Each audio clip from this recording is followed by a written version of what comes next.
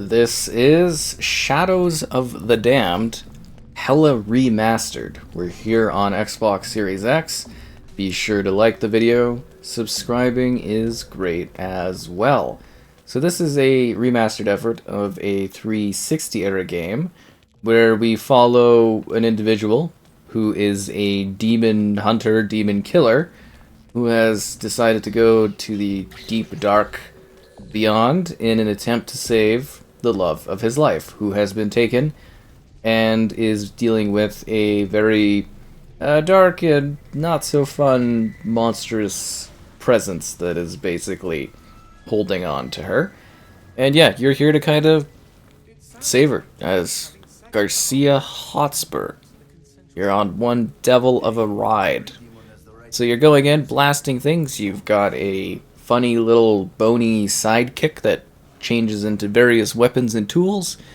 And you will be fighting the Lord of the Underworld, Fleming. Yep.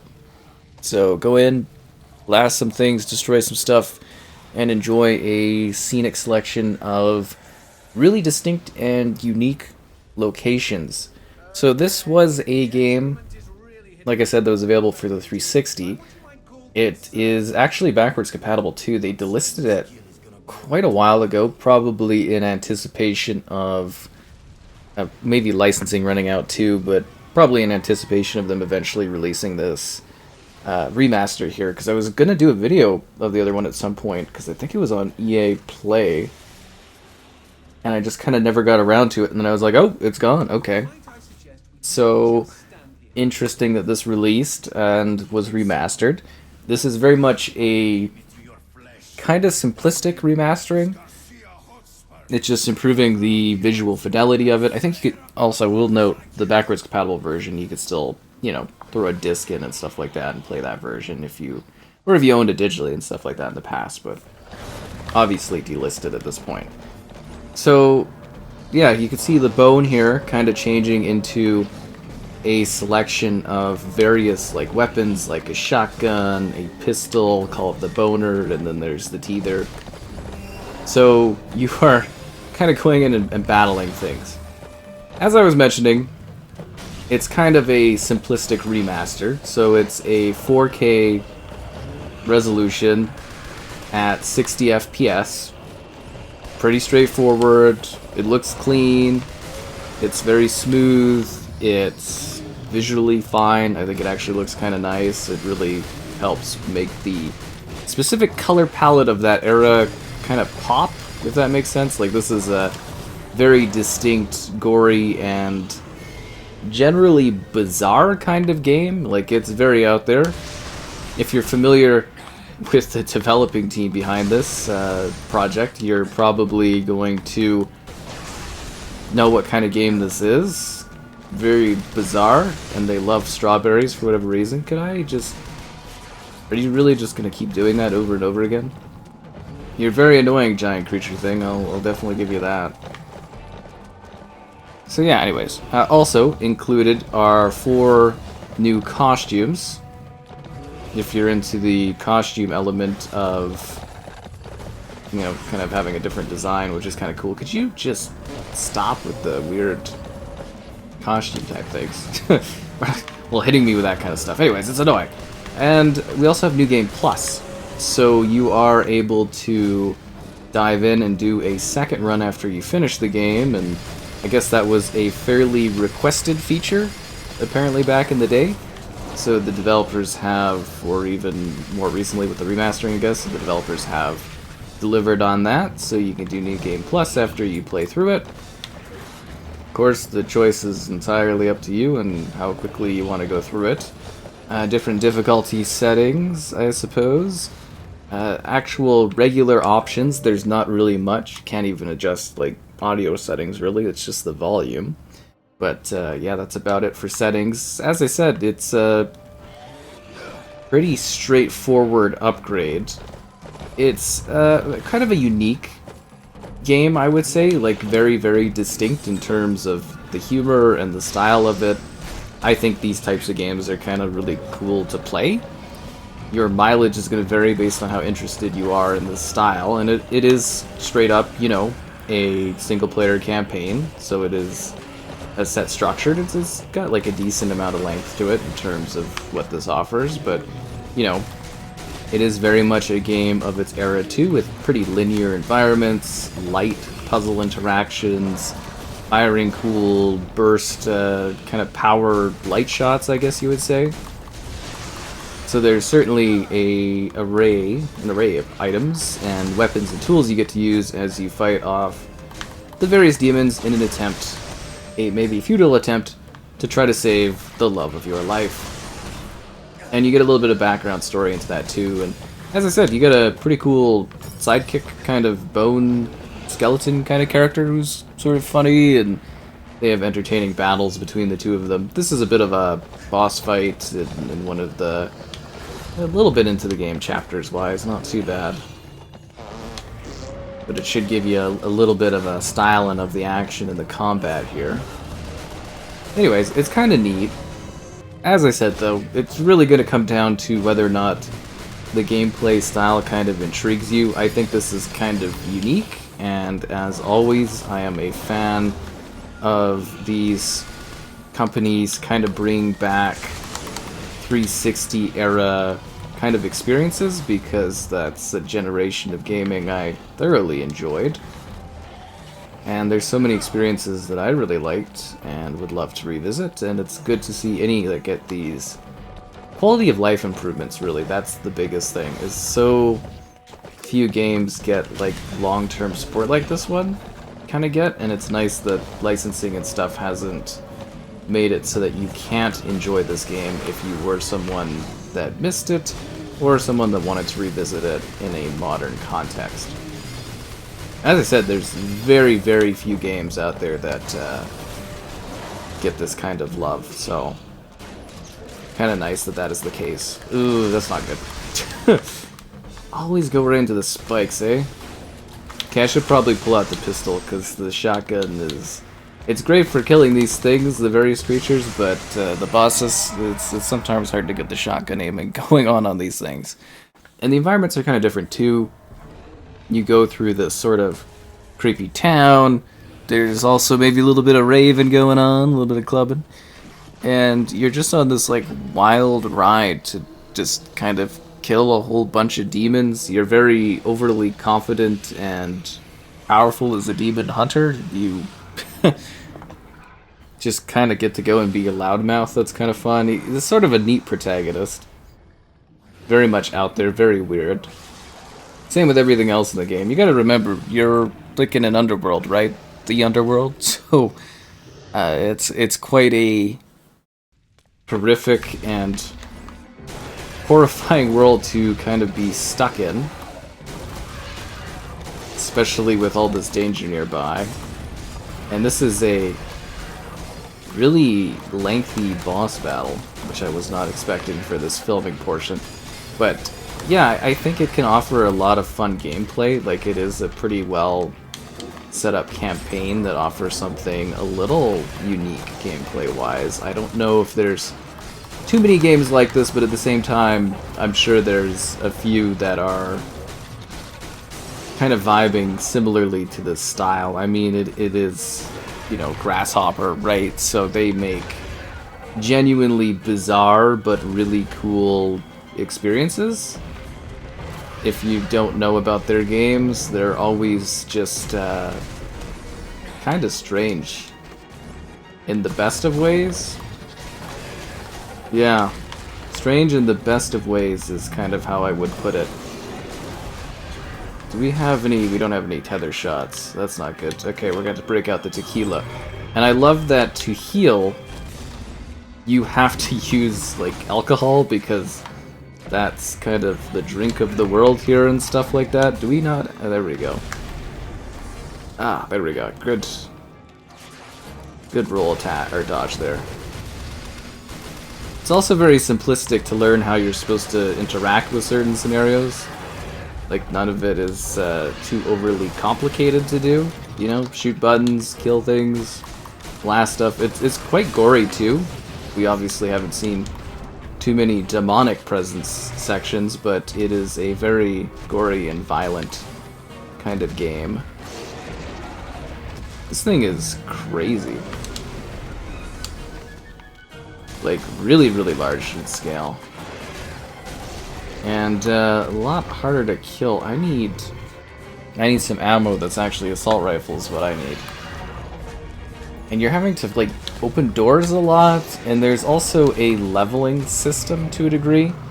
So it's performance-enhancing kind of materials is what the joke is, but you collect these red gems, which sort of mirror these red things on this giant creature. But yeah, you collect these gems, and then the gems you can use in a kind of upgrade system for your different weapons and health and all those tools. Yeah, so that's kind of a good way to go about it. I feel like this is a lot easier to do. I should be focusing on the arm thing, because the arm is a lot harder to kind of shoot at. You are really, really tough. This is kind of epic too, because it's a big weird fight scene that kind of shows crazy stuff, but yeah.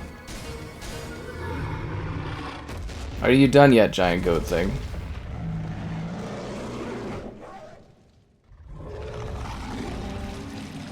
Okay. Well, that was unexpected.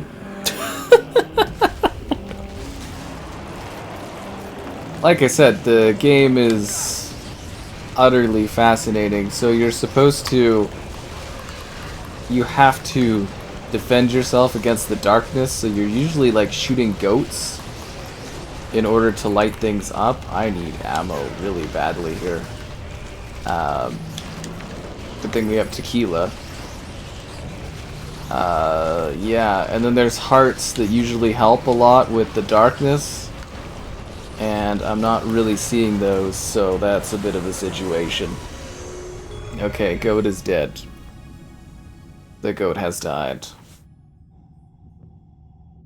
Just a little bit of a tease of how weird this world is. There was like a butcher's area too, which was just really unsettling.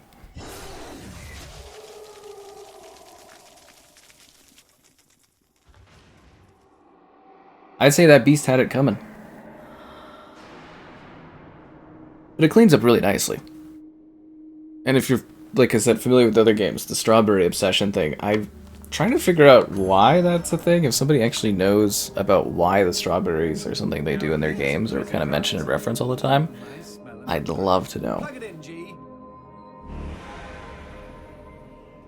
It's our buddy Johnson. He's getting more powerful. Skull Cushioner. Nice. Doo-doo-doo-doo. Riders of the Lost Heart.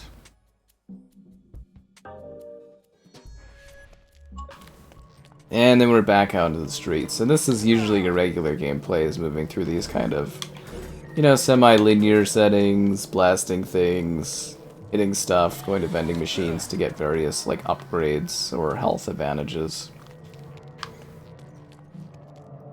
He's over here? Do I even have any, I don't even know if I have anything I can buy. I don't think I have any gemstones. This is your friendly, he's a shopkeep.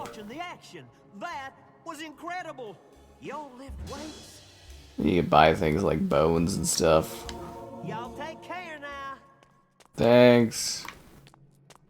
Yeah, usually there's like regular vending machines you can interact with as well. Then you can buy, you know, liquor from them in order to heal up. But a lot of the balance of the game is sort of fighting darkness.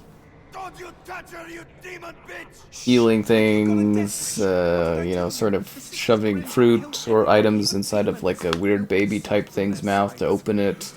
There's like a yellow catfish thing that you can kind of like sort of shoot, and then it like lights up and everything for you. It's very, very bizarre. I'm not even kidding. It's quite an experience. It's kind of cool. I sort of like it. I mean, I'm into weird, quirky games like this, so whenever I play something like this that's a bit of a shooter, a bit of a gory thing, a little bit messed up, a little bit different, I always sort of cherish and love these types of games, so kind of cool to play it. I know I've been waiting quite a while to actually check this out. it was an experience that, you know, like I said, I kind of missed out on it because I didn't play the backwards compatible version, and I was like, oh no, and then I heard about the remastering, and I was like, that's the perfect time to come in and play this, and that's kind of where we're at right now, is actually, you know, taking a look at this and seeing what it has to offer. I don't know if it's going to be mildly, like, massively exciting for those that played it back in the day. Obviously, it's the same game. It's just whether or not you want to have a revisit. That's totally up to your interests and stuff like that. But for those newcomers, it's certainly different and distinct. I think that could be rather exciting, as playing something so weird like this. Like, it's a very, very strange kind of game. If that makes sense. Like, it is really, really quite out there. And every part of it just has, like, a weird, demonic, dark, grim kind of style to it. But yet, at the same time, there could be very vibrant and strange areas. It just, like, really looks like a 360 era title in, like, you know, the best of ways to me. That tower's, like, filling right up, eh? Uh-oh. I'd actually love to see more 360 games get this kind of treatment, personally. I'm totally okay with that. I know some people are like, yo, we need to, like, bigger upgrades, but so many of them actually hold up so well from this era. They do have, like, a look, most of them, but, you know, largely just a resolution bump and a frame rate bump is a massive improvement and offering for revisit.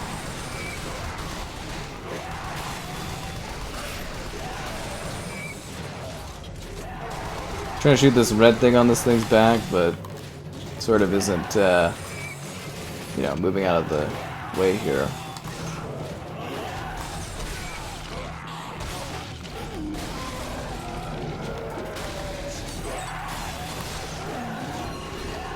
Just gonna stun you, and that usually does it. Oh, come on.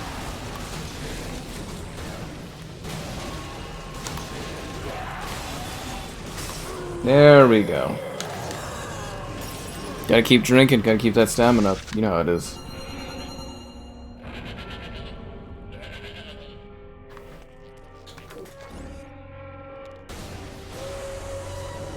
And you can tell that the goats provide light. There's also, like, fire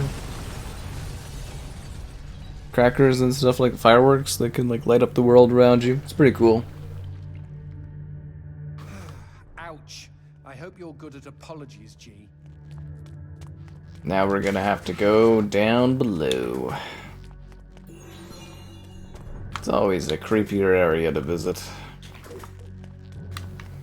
I don't know, I kind of like the vibe of this one. I definitely think it's got, like, genuinely unique gameplay and style to it. And it's very, very, like, the humor and stuff's kind of fun. It doesn't feel too aged humor-wise, too, because it's not, like, referencing stuff in that, really, but I don't know, it's kind of a unique experience. I really genuinely think it kind of stands out in its own way. It is aged to a degree, right? Like, it is linear. It knows what it is. It's got the color palette of that era. At least it's kind of quirky, combative, and intense, I suppose. And the puzzle stuff, light puzzle things, nothing too heavy, which is nice. Didn't want anything too frustrating to kind of dive into, so it was good to play something like this that I guess you would say is almost like a little bit more easygoing. It's something that fits into my playstyle and enjoyment a lot more than some other games here or there do, but yeah, oh, another gem, nice, that's what I'm talking about. Maybe a reload speed thing would be great for the... Actually, which one do I want? The teether? Yeah, because it takes forever to reload this gun. I like to increase my health in any video game I play, but you know, sometimes the reload is just, like, annoying, so it's good to kind of get that improvement. Anyways, yeah, kind of a cool game. Hopefully it gave you an idea of what it offers gameplay-wise, and it's cool.